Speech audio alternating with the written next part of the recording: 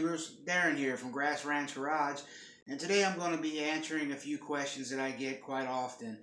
I hope this video is helpful to you, so let's go ahead and begin.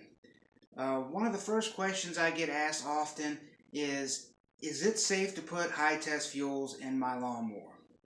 Yes, it is safe to run high test in your lawnmower. It burns cleaner and it lasts longer. I was once told in tech service school that fuel loses an octane a month.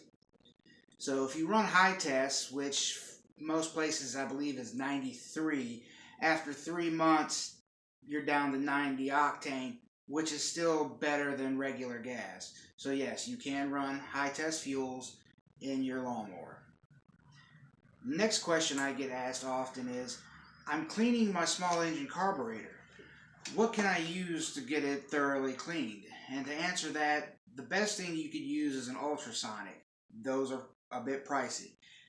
You can't go wrong with a dip can. It's like a 1 gallon paint can full of carb cleaner with a metal basket that you can put your carburetor in and then set down into the cleaner once you have it all apart and all the gaskets removed from it.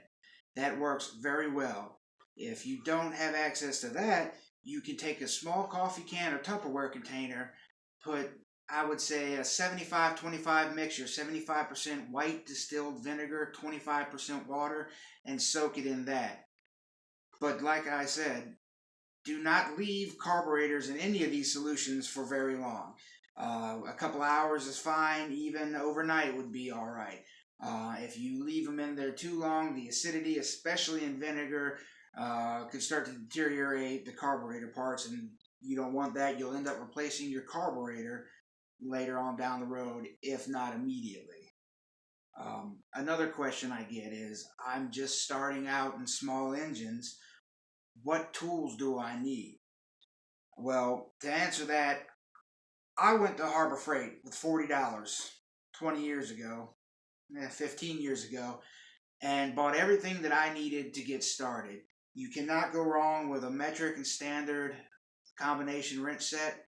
You cannot go wrong with a 3/8 and 1/4 inch drive ratchet set, both metric and standard. Those two sets will go a long way. As time goes on, you can buy more tools.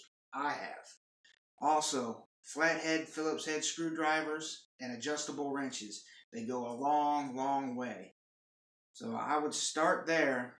Maybe even a set of nut drivers, since they're fairly inexpensive, and I still have and use my original set. And from there, as you work, make money, set a little money aside from each paycheck, and then go and purchase yourself some new tools. You do not need name brand off the bat.